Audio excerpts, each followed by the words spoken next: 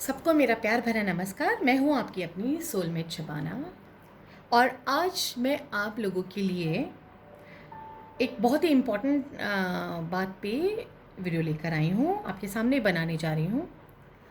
बहुत से लोग मेरे पास आते हैं और कहते हैं कि किसी ने हमको कहा कि हमें काल सर्पयोग है। और वो लोग बेचारे बहुत डर जाते हैं और जब उनकी कुंडली देखी जाती है तो उनको काल सर्पयोग होता ही नहीं है। तो जब हम उनको बताते हैं कि नहीं, काल सर्पयोग आपको नहीं है, आपको डरने की ज़रूरत नहीं है, तो जाके वो रिलैक्स होते हैं। लेकिन हाँ, एक उनको स्ट्रेस हो जाता है जब से उनको किसी ने बताया, और फिर उसके बाद वो लोग इतना टाइम तक उस बोझ को लेकर कि हाय काल सर्पयोग है, काल सर्पयोग है, परेशान होते हैं। तो उनको ये नहीं समझ में आता कि उनको काल सर्पयोग है या नहीं है। तो आजकल तो मोस्टली लोग गूगल पे भी अपनी कुंडलियाँ खोल लेते हैं। अपनी कुंडली नहीं भी समझ में आती है फिर भी खोल के देखते हैं कि ये क्या खाने बने हुए हैं, इसमें कहाँ क्या हो रहा है, कुछ समझ में आ जाए, कैसे हो जाए। तो क्यों ना अपने आप रीड करा जाए, समझने की कोशिश की जाए। तो आज मैं आपके लिए वही वीडियो लेकर आई हूँ। आपको ये दिखाना चाहती हूँ कि काल सर्प योग कैसे देखा जाता है। यही मैं आपको आज बताऊंगी। तो चलिए हम आगे बढ़ते हैं। आपके सामने मैं जो है ये कुंडली बना रही हूँ और लगन कुंडली से पता चलता है कि काल सर्प योग है या नहीं है। तो चलिए पहले हम एक काल सर्प योग, काल सर्प योग हम देखने जा रहे हैं। ठीक है जी। पहले हम एक कुंडली बना लेते हैं। हमने एक कुंडली बनाई। मैं फ्री हैंड बना रही हूँ आपके सामने। थोड़ी लाइंस टेढ़ी हो जाए तो माफ़ी चाहूँगी। चलिए, हमने एक कुंडली इस तरह से बना ली। ठीक है, हमने अब ये कुंडली इस तरह से एक बना ली। अब इनमें हम सारे भावों के अंदर जितने भाव हैं उनके ऊपर नंबर लिख देते हैं। ये राशियों के नंबर हैं। एक यानी कि मेष हो गई, दूसरी यानी कि वृष हो गई, तीसरी यानी कि मिथुन जेमिनाई हो गई। बट इसका उससे कोई मतलब नहीं है काल सर्प योग से। हमें एक कुंडली बनानी है, इसलिए हम कुंडली बना रहे हैं।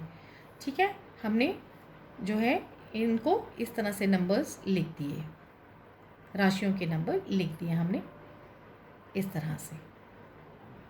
ठीक है, अब यहाँ पे जो है हम देखेंगे कि राहु और केतु कहाँ बैठे हुए हैं, क्योंकि राहु और केतु से ही काल सर्प योग बनता है। अब देखिए, जैसे ये हमारे पास कुंडली है और यहाँ समझ लीजिए राहु है। अगर राहु यहाँ है तो केतु यहाँ होगा। ठीक है, राहु यहाँ है तो केतु यहाँ होगा। ये बिल्कुल उसके अपोजिट चलता है। तो 1 2 3 4 5 6 7 पूरे 7 घर छोड़ के राहु और केतु, कभी राहु केतु साथ साथ कभी एक घर में नहीं हो पाते। वो हमेशा अपोजिट होते हैं, क्योंकि वो एक ही असुर के 2 पार्ट हैं। राहु जो है सर का पार्ट है और केतु जो है वो धड़ का पार्ट है।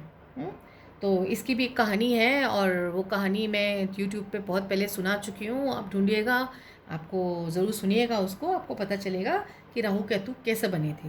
अब सपोजिटली राहु यहाँ है, सपोजिटली, ठीक है, राहु यहाँ बैठे हुए हैं और केतु यहाँ बैठे हुए हैं। चलिए, ये तो बैठ गए, ये तो ऐसे ही बैठेंगे। अब जो हमारे बाकी के जो प्लैनेट्स हैं, हमारी जो बाकी की राशियां हैं, वो कहीं अलग अलग हैं। जैसे कह लीजिए, जैसे चंद्रमा यहाँ आ गया, फॉर एग्जाम्पल चंद्रमा यहाँ आ गया। और जुपिटर यहाँ आ गए। ठीक है, फिर सन यहाँ आ गए, मंगल यहाँ आ गए। चलिए, मार्स यहाँ आ गए, कहीं पे भी उनको बिठा दीजिए। हाँ, और फिर कह लीजिए हमारे मरकरी रह गए, मरकरी यहाँ आ गए। ठीक है, हमारे बाकी के सारे प्लैनेट्स आ गए। सन आ गए, सन हमारे ये रहे। ठीक है, सैटर्न यहाँ आ गए, चलिए सैटर्न यहाँ कर देते हैं, हम सैटर्न यहाँ कर देते हैं, सन यहाँ कर देते हैं। ये सिर्फ मैं आपको समझाने के लिए कर रही हूँ, समझाने के लिए कि आप समझिए कि ये काल सर्प योग कैसे होता है, ताकि आप अपनी कुंडली में भी, लगन कुंडली में देखना है, बस ये देखिएगा, लगन कुंडली में देखना है इसको, ठीक है, लगन कुंडली में, जिसको कि हम नेटल चार्ट भी कहते हैं, ठीक है। अब ये देखिए, राहु केतु यहाँ है, यहाँ पे भी प्लैनेट बैठ सकते हैं, राहु केतु यहाँ है और बाकी के सारे प्लैनेट जो हैं खाली हैं, तो इसको हम कहेंगे काल सर्प योग, इसको हम कहेंगे काल सर्प योग। लेकिन ये काल सर्प योग माना जाएगा, लेकिन अगर जो है कुंडली में, किसी के भी कुंडली में, फिर से हम एक कुंडली बना लेते हैं जी, समझाना है आपको, ताकि आप कभी भी पथभ्रष्ट ना हो, आप बहकावे में ना आए, आप डरे ना, और आप अपनी जो है खुद देख सकें कि ये आपका काल सर्प योग है या नहीं है। देखिए, अब हम यहाँ देखते हैं, हमने एक और कुंडली बना ली, हमने लिख दिया वहाँ पे 1 2 3 4 5 6 7 8 9 10 11 एंड 12, ठीक है। अब हम फिर से सेम रख देते हैं, राहु यहाँ लिखा और केतु।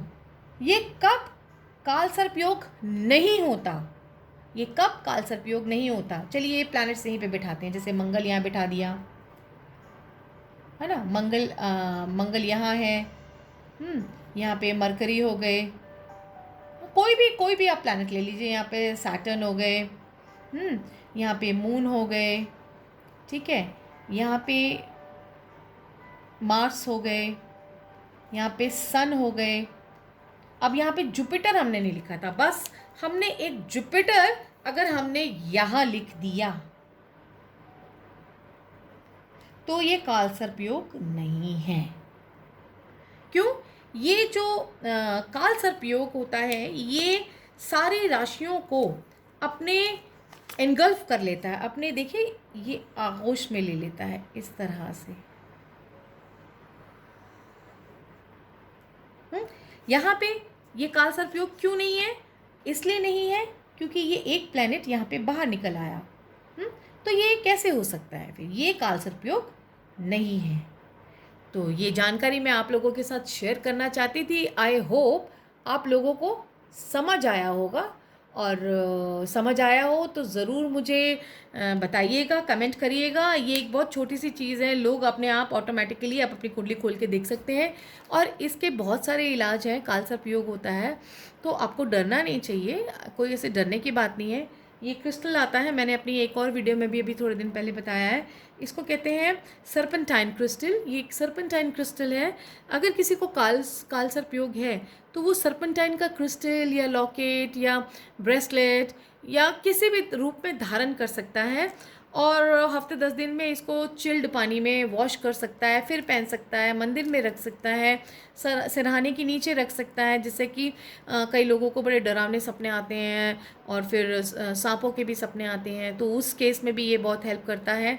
तो अगर किसी को काल सर्प योग समझ में आ रहा है तो आप बिल्कुल बेधड़क होके ये जो है सर्पेंटाइन क्रिस्टल का उपयोग कर सकते हैं। और भी बहुत सारे उपाय हैं, वो मैं फिर आपको किसी और वीडियो में बताऊंगी। आई होप इससे आपको मदद मिली हो, और अगर आपको वीडियो अच्छा लगा हो तो ज़रूर सब्सक्राइब करिएगा, लाइक करिएगा, शेयर करिएगा, कमेंट करिएगा। आगे भी मैं आपके लिए बहुत अच्छे वीडियोस, अच्छी जानकारी के साथ, जो कि आपके लिए यूज़फुल है, लेकर आने वाली हूँ। तो अभी के लिए मुझे आज्ञा दीजिए। Thank you so much.